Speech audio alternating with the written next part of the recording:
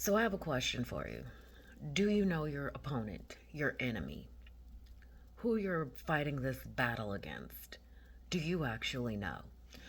So when you think about it, when people go to war, they study their opponent. They figure out their opponent's moves, how their opponent operates, so that they can plan a better plan of action, so that they can not just be on the defense but take an offense against that opponent. The same thing happens when you look at like sports, especially, well, any sport, but like even, especially football. Like they study the opposing team. They study their defense. They study their offense. They study their plays. They study videos of them over and over so that they can literally learn their opponent and learn their moves so that they are able to better anticipate what their opponent's going to do. So my question is to you is, do you know your opponent? Um, I don't mean go and study about, Satan and the demons and get involved in all of that to the point where you have some awe or reverence for it. But you do need to know your opponent and who you're fighting. If you don't know who you're battling, then how do you know how to fight them? One of the things that brought me to my walk with Jesus was that I had a wake up call coming out of the occult. And one of the things that I did was I heard a message, and this preacher made a valid point and just said that Satan hates you so much that he is willing to do anything to make sure that you just don't ever make it into the kingdom of God. Whether it's you're addicted to drugs, whether you die in a car accident, whether you die of, cancer or something like that. He doesn't really care how you end up dying. What he cares about is that your soul isn't saved, that you end up going to where he wants you to go, which is hell. So when I found that out, that changed my whole perspective on life.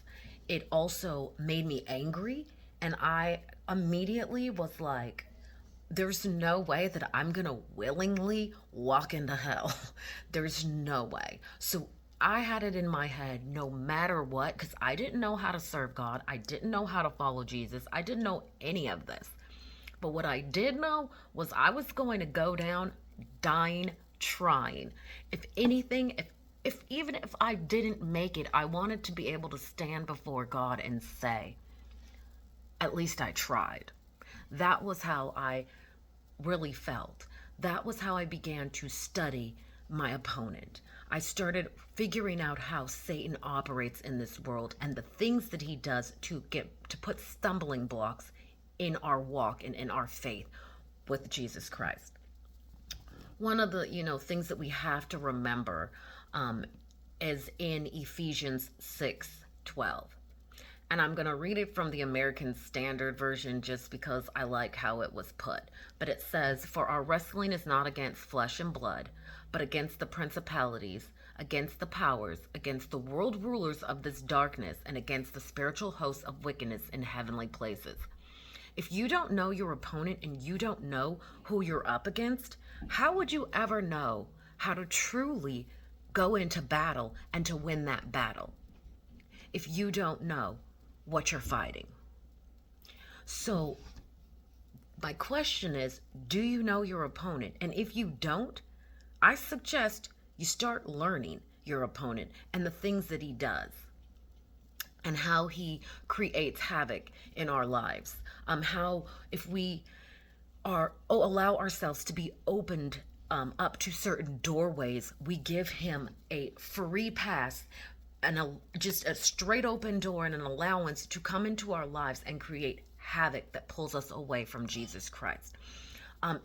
If you don't know Jesus, then he's already creating havoc in your life. And until you choose Jesus, he will continue to put stumbling blocks and things that will cause drama and division and issues in your life constantly.